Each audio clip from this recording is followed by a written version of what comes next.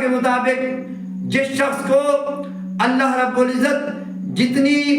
دنیا زیادہ عطا کرتا ہے اس کے لیے آزمائش بھی زیادہ ہوتی ہے۔ اس لیے صوفیاء کے ہاں یہ بڑی خاص بات رہی،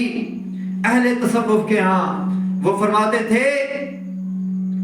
کہ ہم شکر ادا کرتے ہیں